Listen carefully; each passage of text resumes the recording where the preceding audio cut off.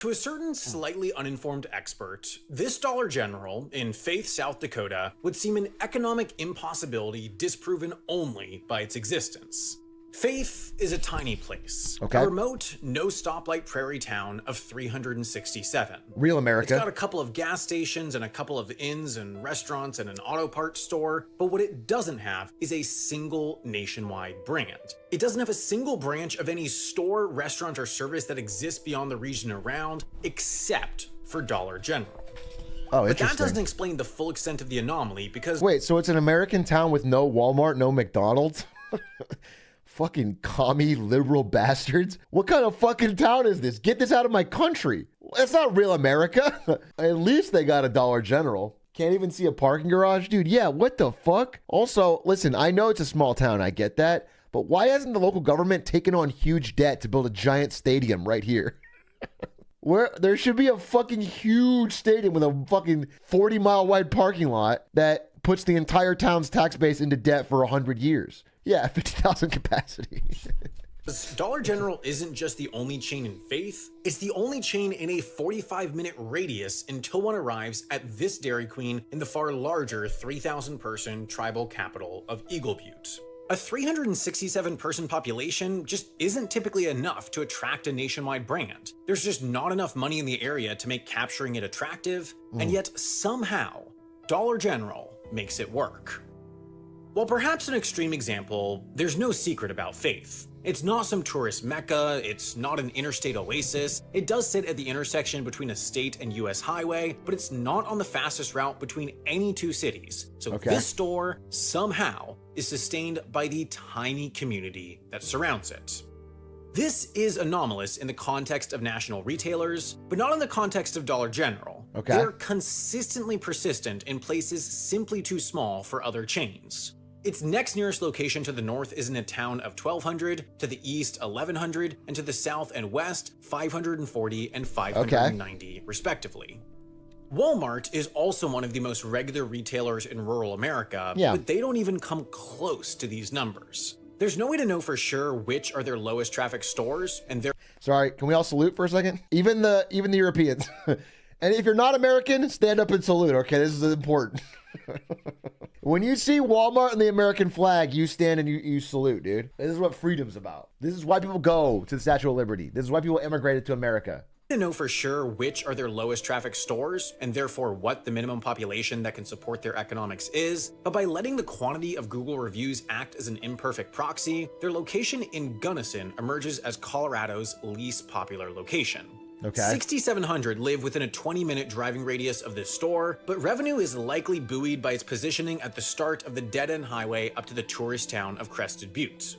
Similarly, Wyoming's least popular Walmart is its outpost in Rawlins, with a 6,300-person population within the same radius, but once again, its revenue is likely boosted by its location along Interstate 80. So perhaps the best evidence of the minimum population to support the retailer's economics comes from Alaska, where its least popular store sits on the island of Kodiak. 8,700 people live within a 20-minute radius, and there's clearly no interstate traffic coming through. Walmart revolutionized retail through its ability to turn a profit in small, remote communities like Kodiak. Its impact decimated the American Main Street, but Dollar General has taken that to a new extreme. Where Walmart entrenches itself in the thousands, Dollar General deals in the hundreds.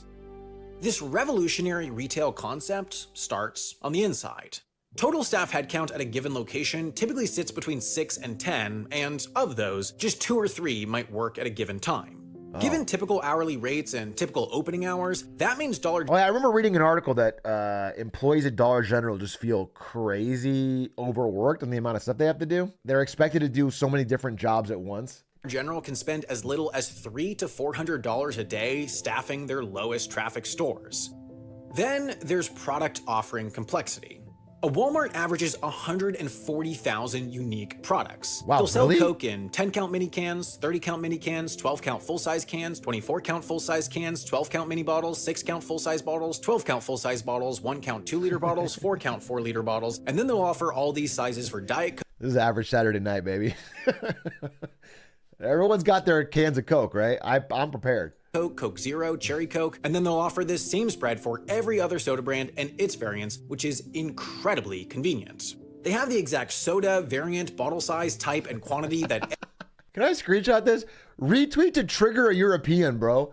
Where you go into your sad little local fucking bakery and what do you got, like fucking 2 bottles of glass Fanta? Get on our level, dude. any given person wants, but the permutations really add up. More individual products require a more complex supply chain, more floor space, and added staffing dedicated to organization, which adds to cost for the retailer. Dollar General, meanwhile, keeps it simple. They offer just 10,000 unique products, but they do this primarily not by reducing how many product categories they sell, but rather the optionality within each category. In a way, they're trying to be a mini Walmart, offering a one-stop shop experience as long as you're willing to compromise on brand, size, quality, or quantity of a given product. So whereas Walmart has a pan or toilet paper or detergent aisle, Dollar General has a pan, a toilet paper, or a detergent. Right. Now, Walmart is likely able to purchase Tide detergent from Procter & Gamble for a fairly low price because it's the largest retailer in the world and therefore has very strong negotiating power. If it were to stop stocking Tide, P&G's revenues would take an enormous hit. But correspondingly, given the popularity of Tide, Walmart could take a hit if consumers decided to go to Target to buy the brand instead. Dollar General, meanwhile, has that same enormous negotiating power with their same enormous size, but crucially, they don't have to stock everything. Walmart's competitive advantage is that they're the definitive one-stop shop. They combine the local supermarket, hardware, electronics, home goods, and clothing stores into one. Dollar General's competitive advantage is that they're the shop. They are the only game in town, and so they just need to offer one brand of laundry detergent, and that's the detergent people will get. But Dollar Generals exist outside of small towns. I'm interested. I wanted to go more into that. I thought they have like a low cost advantage. They're everywhere. I mean, they're This bestows enormous negotiating leverage. Manufacturers will bend to their whims in order to become the Dollar General detergent supplier, meaning they might be able to get a similar or even better deal from P&G on detergent pricing than even Walmart.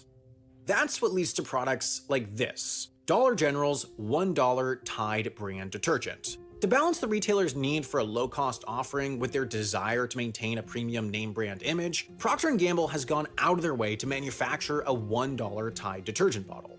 Now, Walmart actually sells this same product for less. The thing is, man, it's just funny because every company that named a product category after dollar, like they can't possibly maintain that because the value of a dollar drops considerably every year and a lot in the past 2 years. The dollar menu was a stupid idea. They got rid of almost instantly because you cannot maintain $1 McDoubles or whatever. You just can't do it. The dollar's not worth that much anymore. If you call it Dollar General, not many things in there can actually cost $1 anymore. $1's worth like, half of what it was a few years ago. I mean, we had a ton of inflation. It's just a brand now, but it doesn't make any sense. Yes. Their 128 fluid ounce size works out to under 12 cents per load, almost half of Dollar General's 20 cents per, but Dollar General's target consumer is one who is severely cash strapped. They cater to the class of consumers that might want to spend $10 on bulk detergent that will last for months, but chooses the $1 option regardless to keep enough cash on hand to pay rent before their next payday. So Dollar General actually charges more per load, and even better, their consumer will want to come back sooner than Walmart's to buy a refill, at which time they'll also buy whatever else they need, therefore extracting more revenue. Right. But Dollar General's true strategic linchpin is the most anomalous aspect of its business model. Its remote locations. The retailer has turned what would be a weakness for others into the core of its strength. It starts with cost. Rent at this store in North Creek, New York is $118,000 a year. Huh? At this store in Sullivan, Maine, you're getting the rent in fucking Faith, Kansas or whatever. It's nothing. $103,000 a year. And at that Faith, South Dakota location, $106,000 a year.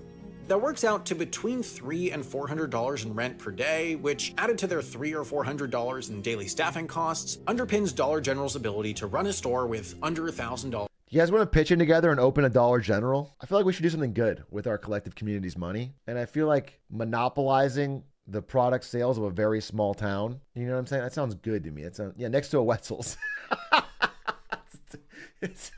It's a town of like fucking 120 people, and they get a Dollar General and a Wetzel's, bro. They better love pretzels. That's gonna be hard to maintain. Of overhead per day. In general, they just won't set up a location in a place where they'll have to pay over $150,000 or so in annual rent. It just breaks their low-cost business model. But low rent costs are far from the key that unlocks rural America. Rather, remoteness itself enables their remoteness. Take their location in Haven, Kansas. Okay. This is a town of 1,170 that simply does not have a grocery store. They have a gas station and a liquor store and a coffee shop and diner, but they don't have a grocery store. Dollar General is not a grocery store, but their locations do stock shelf-stable dry goods and frozen food, and some sell a limited supply of perishables. The closest dedicated grocery store is a full 10-minute drive away in the next town, it's small, not one that could necessarily fulfill. Okay, if it's 10 minutes away, you have a grocery store. Bro, I got a grocery store fucking down the street in LA. That's 15 minutes away with traffic. This is America, dude. We all got fucking Ford F-150s. That's like a European mindset where you can walk to a grocery store. 10 minutes is a close grocery store.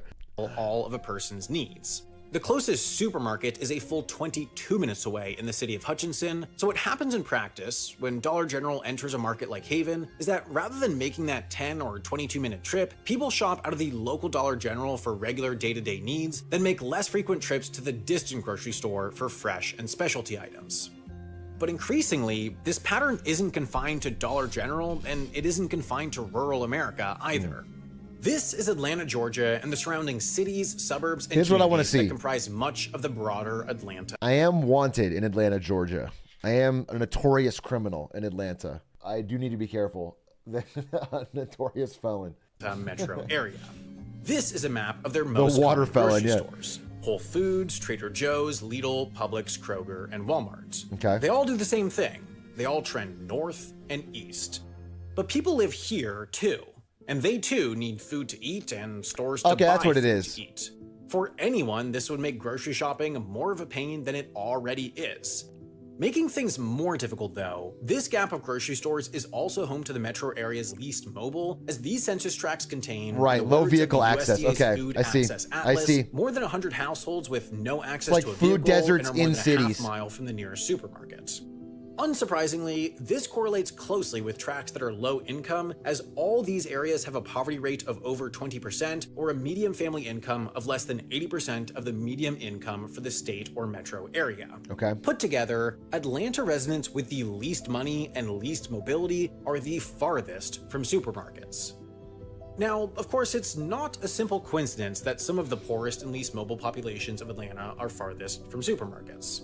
These, after all, are areas still grappling with the legacy of redlining in the past, and areas that some academics have identified as current instances of supermarket smorgasbord. The process by which businesses intentionally keep their distance from such areas for reasons that vary from crime rate and purchasing power to zoning restrictions and unfavorable street layouts.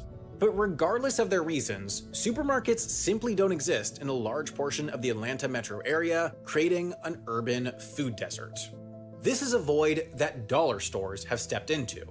Unlike Atlanta supermarkets, dollar stores trend south and west, largely the areas left behind. And they provide an important service. They provide foodstuffs and basic home supplies at a low price point within walking distance or a manageable bus trip. This has happened in Atlanta, it's happened in Dallas, it's happened in New Orleans, and it's happened in a host of other major and minor American cities from Tulsa to Dayton. And in most of these urban cases, dollar stores effectively plug a hole that desperately needs to be plugged. It's for this reason that after some teenagers burned down a Dollar Tree in the city of Dayton in 2017, the community pleaded for it to be reopened. It's for this reason that the former New Orleans Notes were written in crayon by children. That's a sign everything's working perfectly. When kids have to write crayon notes begging for a dollar store to open so they can have fucking a local food source.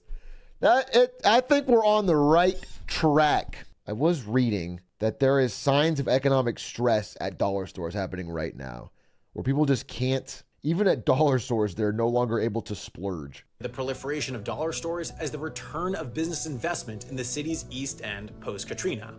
But plugging a hole is not solving a problem. It's just an imperfect temporary fix, not one meant to last. That's because the impact of a dollar store in a food desert isn't neutral to the health of a community. It's outright negative. Most American food deserts aren't so different from, of all places, Haven, Kansas. They have a dollar store. That can't be true. And they have, or until Dollar recently General had, at least one grocery store that carries shelf-stable foods, along with fresh produce and refrigerated meats and dairy products. The products that are lower margin for the business, but lead to a more nutritious and diverse diet.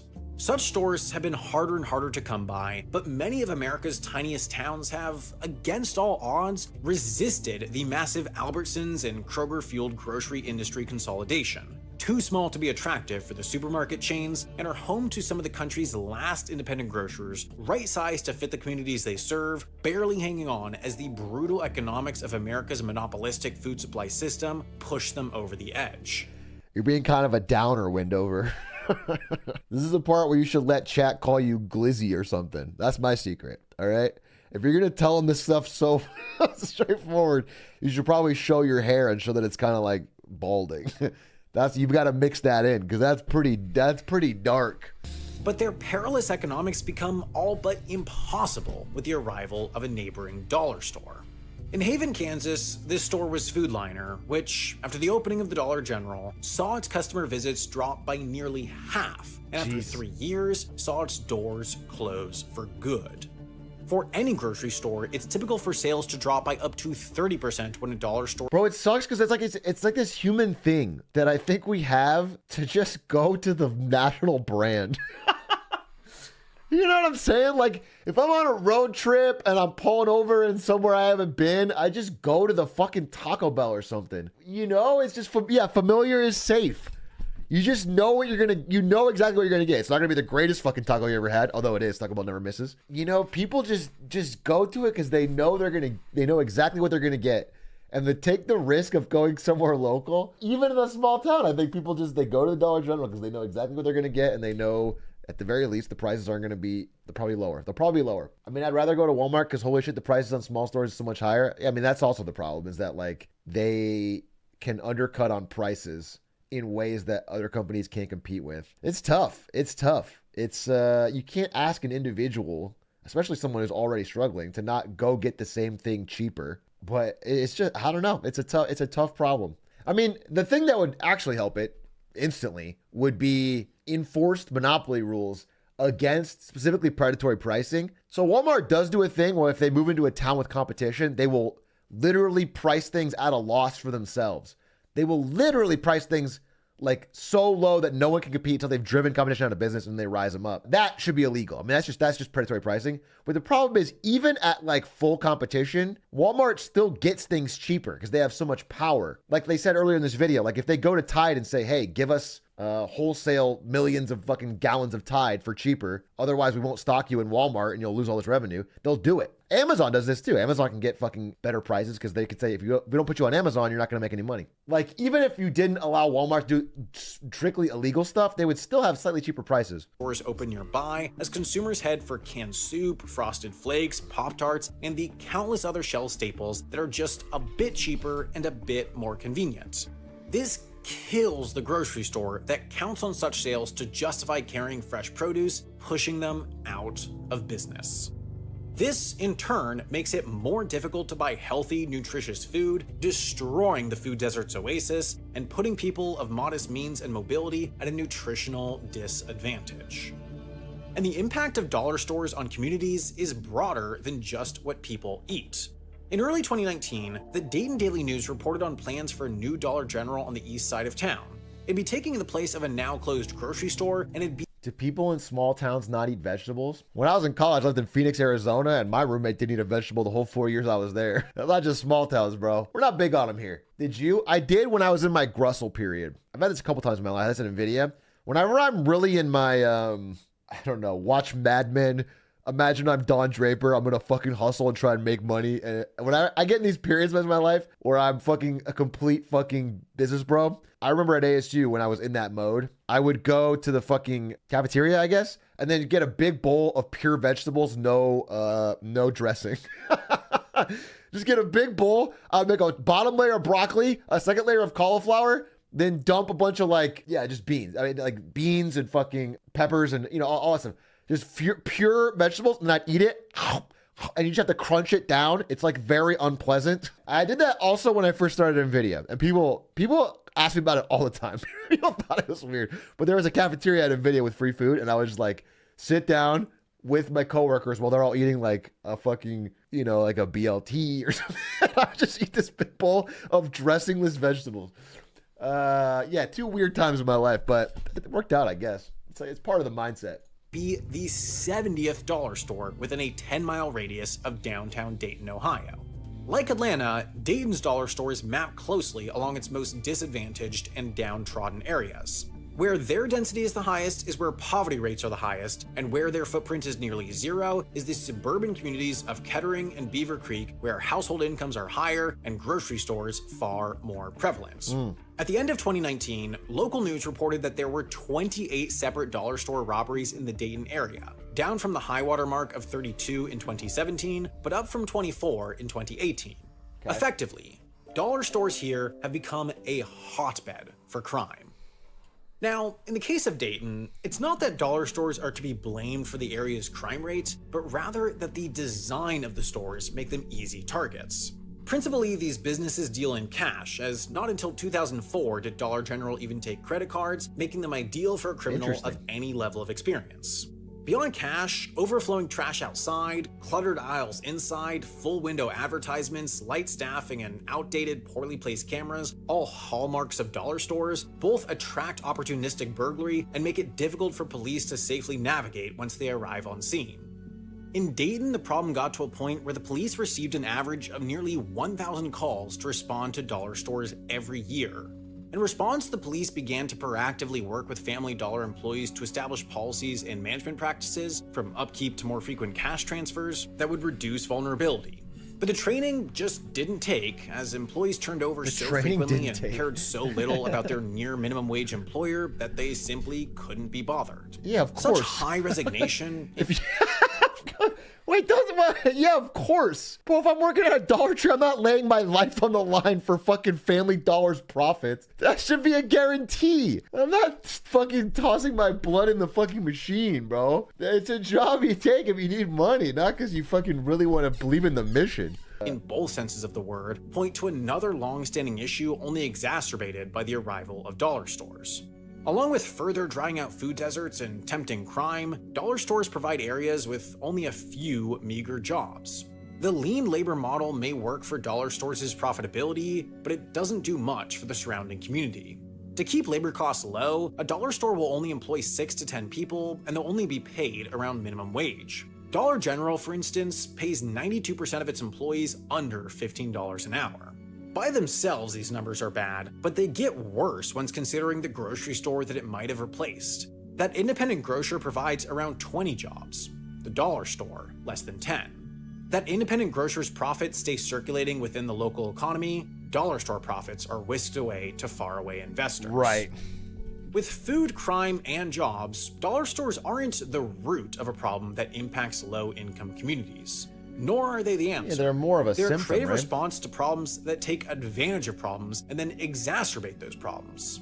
But perhaps the most foolproof evidence to articulate that dollar stores are just plain bad. I'm sorry, but the way you phrase that is a little mean, though, because, like, okay, if the money stays in the economy, how are the faraway investors going to get rich? It's like, I see what you're saying. You're trying to get the money back in, but then where is the investor's money coming from? Somebody in that equation is not going to get the money. Like, if I'm a shareholder in Dollar General, how am I supposed to make profits if a grocery store owned by a local mom and pop is making money? Isn't that kind of fucked up when you think about it? Like, for rural and urban America alike is the fact that the communities themselves are pushing back against their advance. In response to the lack of pay and the danger inherent in working at Dollar General, employees in 2023 protested around the company's headquarters in Goodlettsville, Tennessee for better working conditions. In 2018, the city of Tulsa passed an ordinance to limit new dollar stores and instead encourage full-service grocery stores. In the move's wake, 75 communities have blocked dollar store proposals, and 54 cities have enacted limits on dollar store development. Cool. Of course, these numbers are minor in comparison to the tens of thousands of dollar stores now spread across the US, but each case of grassroots pushback serves. Sounds to me like Dollar General needs to spend more money on lobbying. If you're watching Dollar General executives, you better spend more money on lobbying that go to local small towns and make sure you have influence over their governments so they don't get any crazy ideas and start regulating you. I think you should be proactive about this. Make sure you're spending a good chunk of these profits you're making so you can ensure that nobody can ever regulate you. As a powerful rebuttal. That these communities, now marked by the neon sign signaling that the rest of the world has largely forgotten about them, are a problem, and enough of a problem to bring communities together. Lobbying is the only thing sacred in this country. Fundamentally, Dollar General and its close equivalents are simply following the economic path of least resistance. They're outcompeting local businesses, and they're doing it fairly. But that path of least resistance leaves a trail of destruction that disadvantages individuals.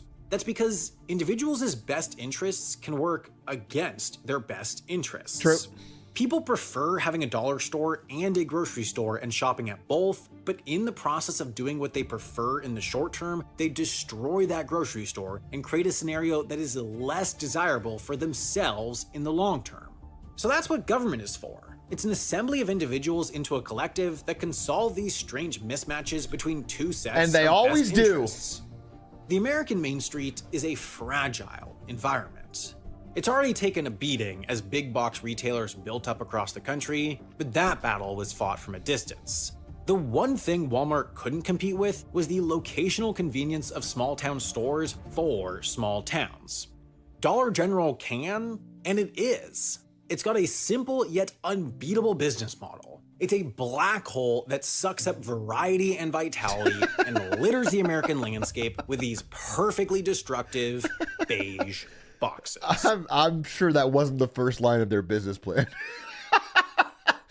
I'm sure that's not how they would pitch it. Good video. Very interesting. Good video and true and interesting and worthy of discussion. Yeah, it's tough. I mean, again, like I've always said, if I filter this back to two things I always talk about, I think if we ended Citizens United and reduced the ability to basically just buy government officials, buy votes, legalize bribery called lobbying, eventually people could figure out community, state, and national solutions to these problems. Well, you kind of can't because people get rich off them and they spend money, and